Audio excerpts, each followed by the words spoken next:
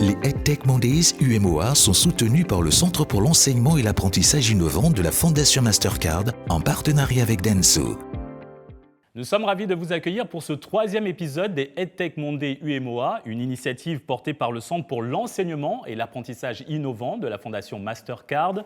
Notre objectif est de faciliter les discussions pertinentes autour de l'intégration des technologies éducatives dans les processus d'enseignement et d'apprentissage en réunissant les acteurs clés au sein de cet écosystème dynamique. Le thème central de ce nouvel épisode est « Filles et l'éducation, quelles solutions technologiques ?» Nous souhaitons ainsi explorer en profondeur les défis rencontrés par les filles dans leur parcours éducatif et identifier les solutions innovantes que les technologies peuvent apporter. Pour enrichir nos échanges et bénéficier d'une expertise variée, notre panel est composé de personnalités éminentes, toutes reconnues dans leur domaine respectif. Sans plus attendre, permettez-moi de vous présenter nos intervenantes. Madame Diobam Baye, entrepreneure et fondatrice de Relcom Company. Madame Baye est également présentatrice à Télé-École, une chaîne entièrement dédiée à l'éducation au Sénégal. Actuellement, elle poursuit ses études en Master 2 en gestion des ressources humaines. Madame Mame Marème Fall, directrice générale de Kajoo Sénégal. Kajoo est une plateforme innovante offrant des informations pertinentes et une formation de qualité à ses utilisateurs, quel que soit leur niveau d'éducation ou leur accès ou pas à Internet. Et Madame Safietou Khan, spécialiste en genre à la Fondation Mastercard, bureau UMOA. Madame Khan est titulaire d'un doctorat en sociologie et possède une spécialisation en genre et développement international. Je suis Alexis Lekogo, votre modérateur. Madame Naomi Kofi Kwaku est notre interprète en langage des signes. Mesdames, merci d'avoir accepté cette invitation et ouvrons cette discussion avec Madame Khan. Vous êtes spécialiste des questions de genre et docteur en sociologie.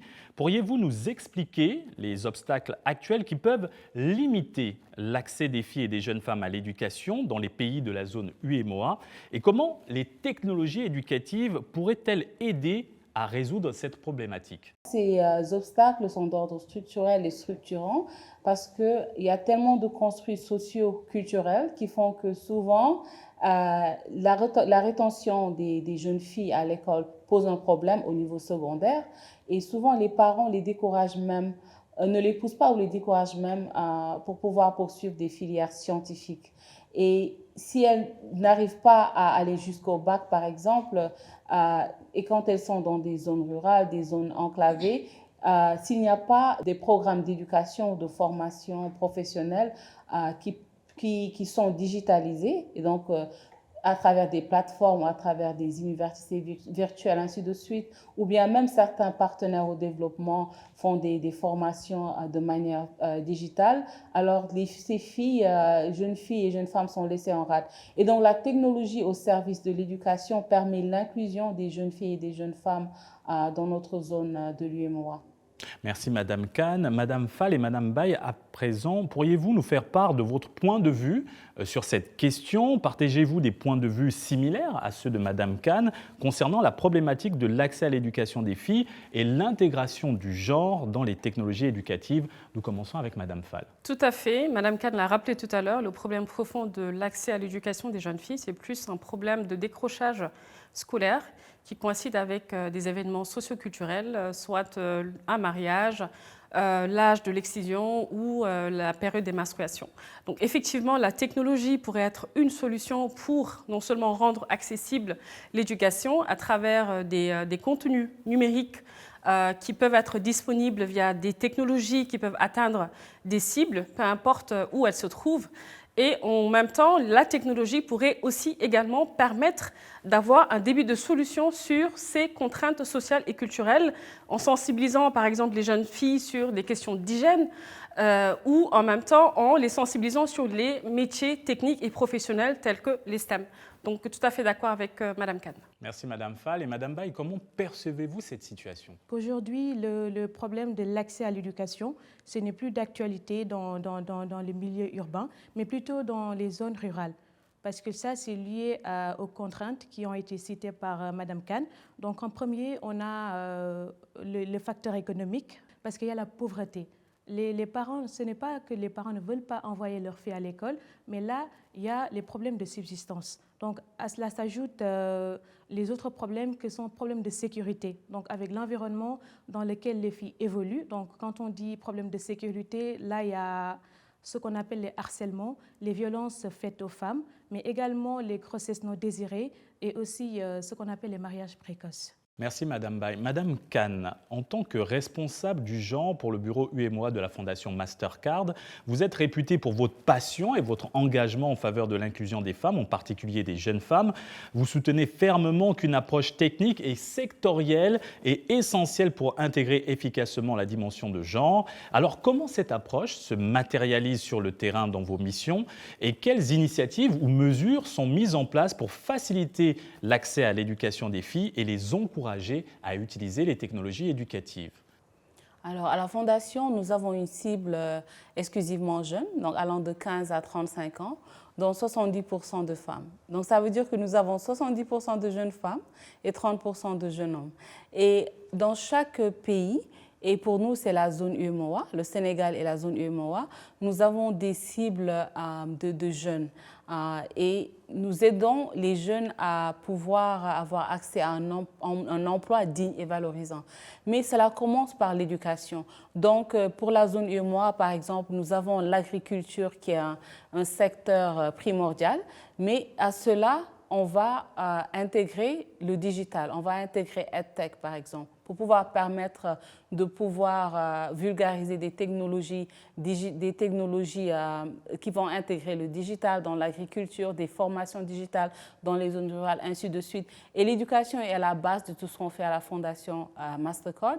Et donc, ça commence avec les lycées, par exemple, où on a des programmes qui cherchent à vulgariser les STEM, un programme avec l'Université virtuelle du Sénégal, on vulgarise les STEM, par exemple, et on fait aussi beaucoup de certifications diplômantes, des certifications Cisco qui sont de courte durée. Et donc tout cela avec un objectif d'atteindre le maximum de jeunes femmes possible. Et donc l'éducation est vraiment un levier pour nous. Autant c'est un secteur, mais c'est aussi un levier pour nous qui permet de pouvoir aider nos jeunes femmes et nos jeunes hommes, mais particulièrement les jeunes femmes, qui représentent 70% des cibles, à avoir accès à des emplois dignes et valorisants.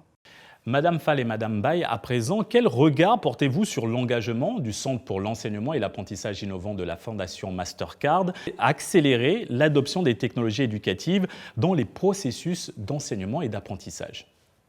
Alors aujourd'hui, nous devons tous être convaincus que nous devons parler le langage du numérique. Et aujourd'hui, le Sénégal est en parfaite harmonie avec ces avancées technologiques parce que pas mal de filles maintenant ont accès à ces informations-là aujourd'hui, mais également ont commencé à embrasser le numérique. Quand on embrasse le numérique, surtout du côté des filles ou bien des femmes, ce sera facile d'intégrer l'entrepreneuriat numérique.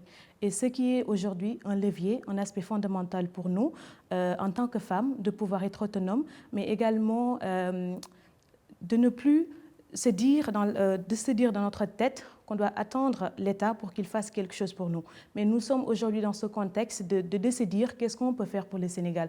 Donc aujourd'hui, sans nul doute, le numérique est un levier fondamental et essentiel pour la croissance, mais également le développement de notre chère patrie. Madame Fall, quelle lecture faites-vous de ce genre d'initiative? Alors, ce sont des initiatives que nous saluons, que moi personnellement je salue. Madame Khan a parlé d'agriculture tantôt, mais il y a l'artisanat aujourd'hui, maintenant, dans ces secteurs-là, qui avant ne parlaient pas, n'intégraient pas le numérique, mais à travers l'artisanat et le numérique, aujourd'hui, on peut créer des emplois et dans des zones très, très, très reculées. Donc, le numérique n'a pas de limite et participe au développement de nos pays. Merci mesdames pour ces interventions pertinentes et poursuivons cette discussion.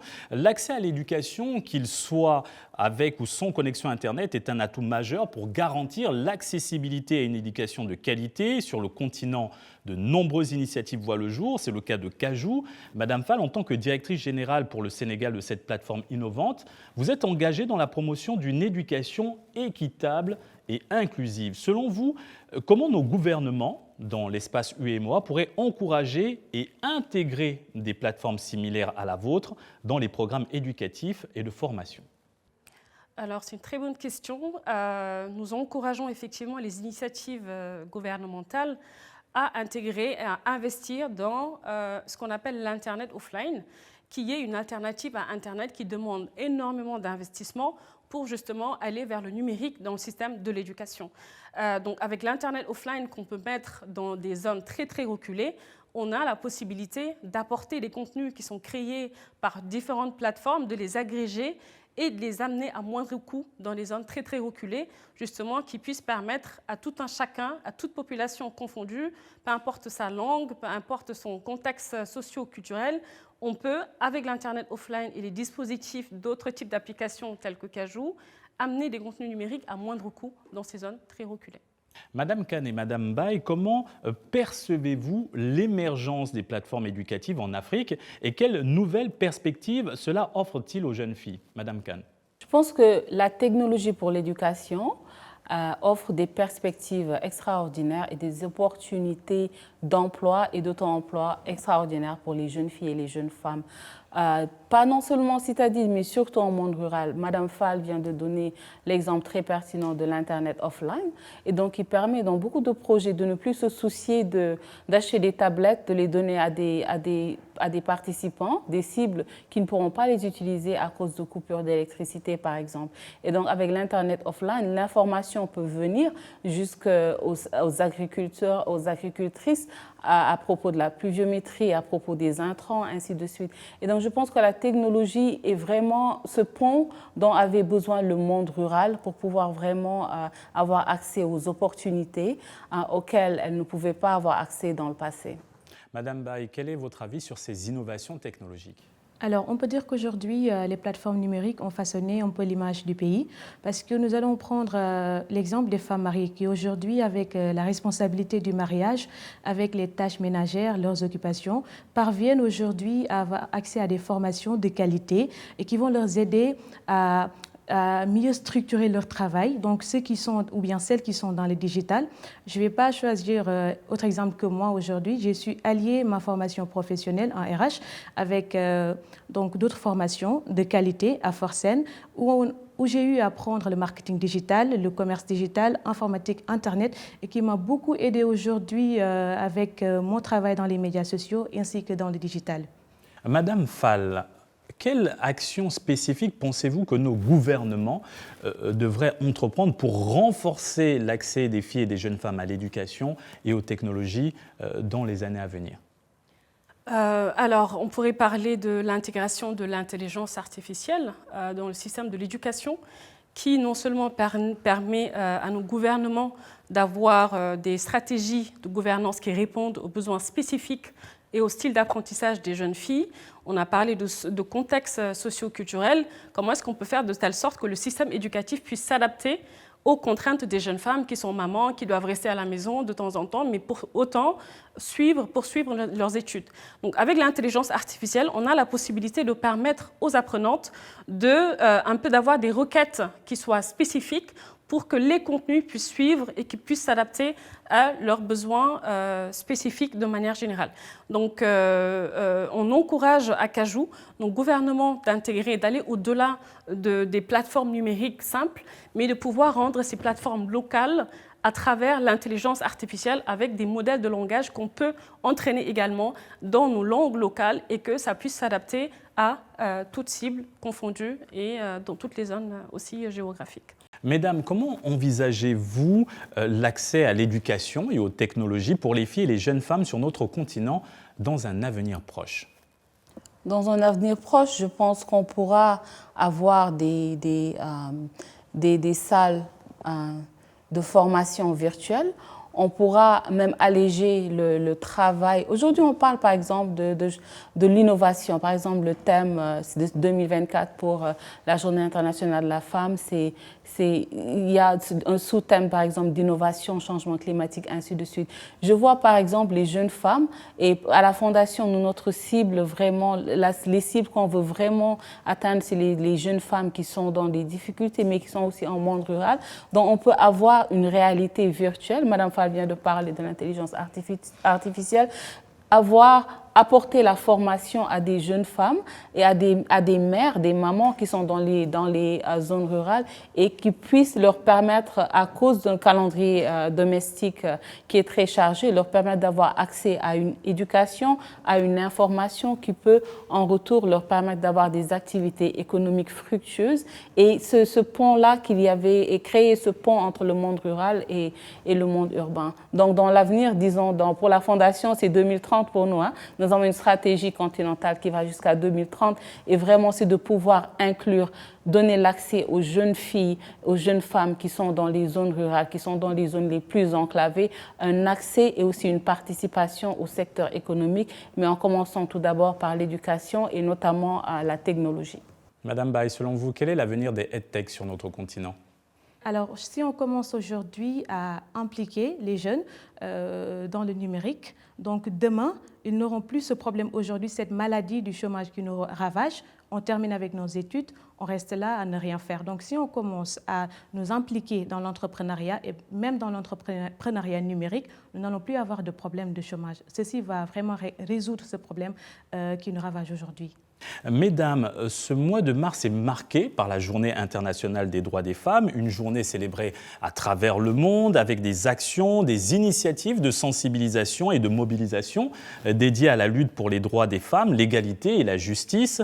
Madame Baye, en quoi cette journée de ce mois pourrait-elle être un catalyseur en faveur de l'accès aux technologies éducatives pour les filles et les jeunes femmes? Et aussi, quelles actions concrètes pourraient être mises en place pour renforcer ce plaidoyer? D'accord. Alors, nous sommes dans le temps de l'action.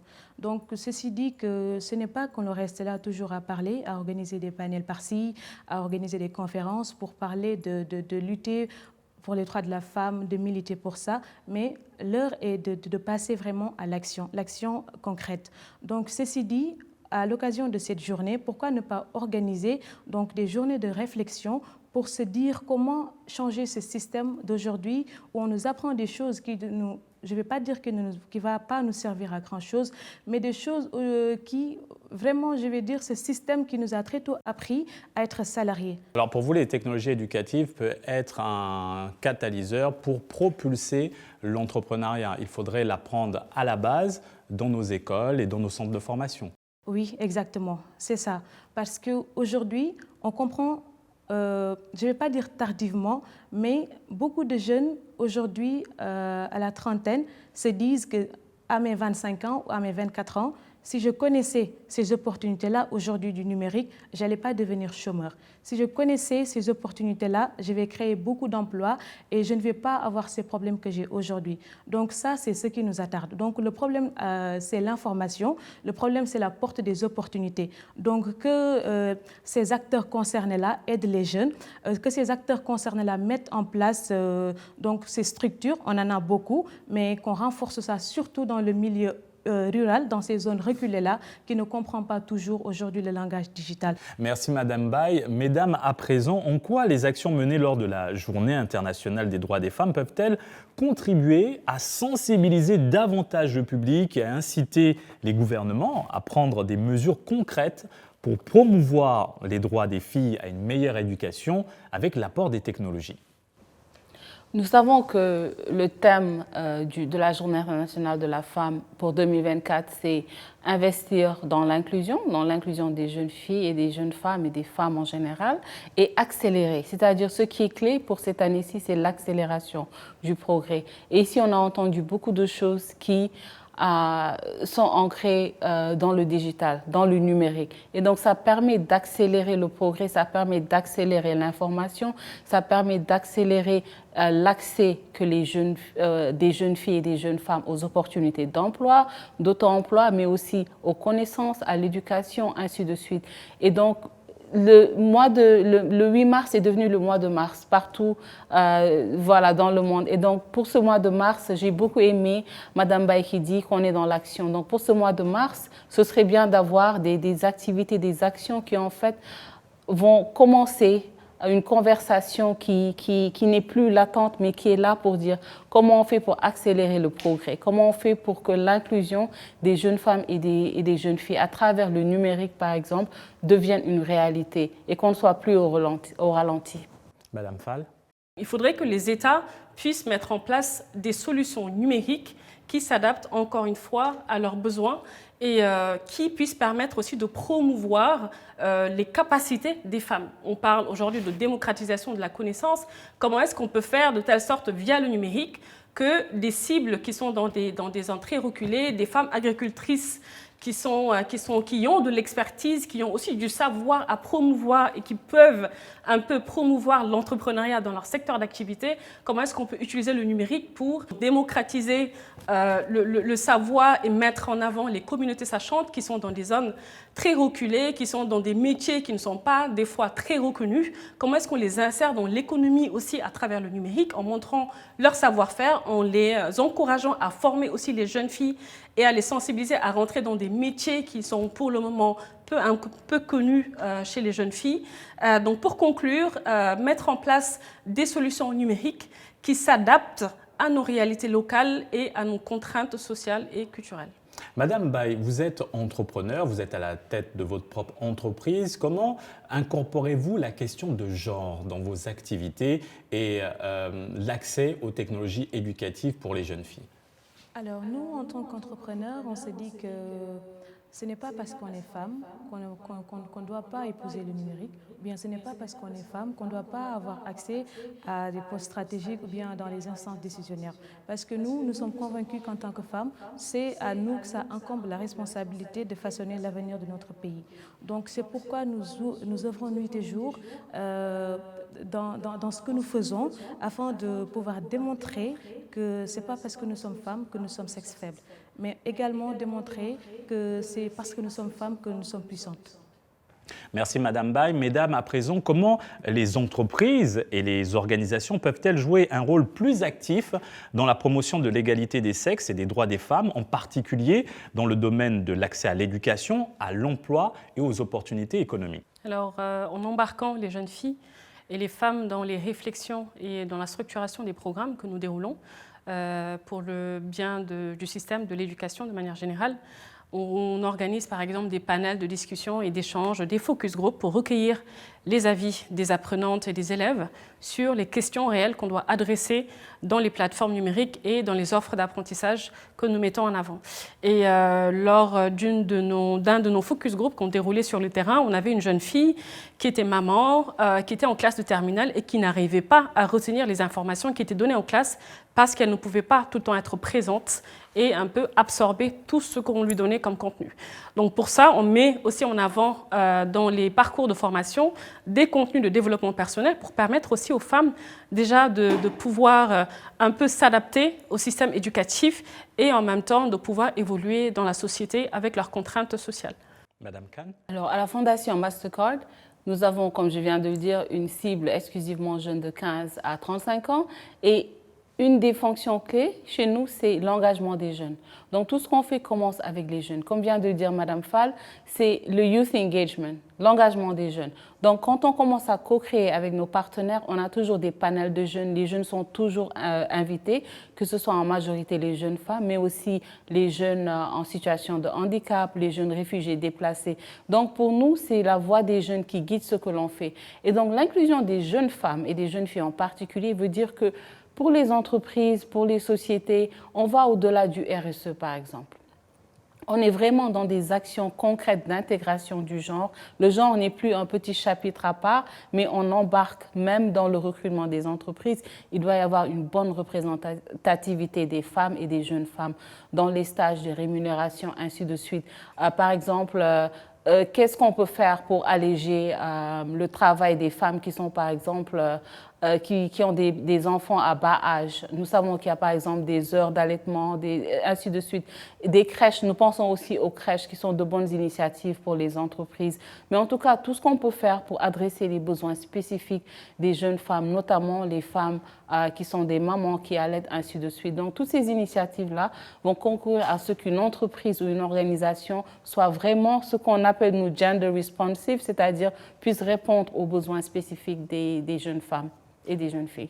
Merci mesdames, et cette émission s'achève dans quelques instants, mais avant de nous quitter, le mot de la fin pour chacune d'entre vous, Madame Baye. Alors moi, je m'adresse aux filles et aux femmes qu'elles ne laissent personne leur faire croire qu'elles ne peuvent pas y arriver et qu'elles ne laissent personne leur faire croire que leur place est à la cuisine. Madame Fall? Alors moi, je parle directement au gouvernement, je rêve d'un système éducatif qui laisse la liberté aux jeunes filles de pouvoir suivre leur parcours à leur rythme et sans contraintes spécifiques pour pouvoir continuer leur apprentissage. Et pour finir, Madame Khan? EdTech, la technologie pour l'éducation, veut tout simplement dire l'inclusion efficiente des jeunes filles et des jeunes femmes dans le système éducatif qui va pouvoir leur permettre d'avoir accès à des emplois et des auto-emplois, comme on dit à la Fondation, qui sont dignes et valorisants. Merci mesdames pour ces excellentes interventions et cette analyse profonde sur l'accès à l'éducation et aux technologies éducatives pour les jeunes filles et les femmes. Et en ce mois de mars consacré à la lutte pour les droits des femmes, à travers ce programme, nous lançons un plaidoyer fort en faveur d'une éducation équitable pour tous et inclusive. Et c'est ainsi que s'achève ce 3e épisode des EdTech Monday. À la prochaine.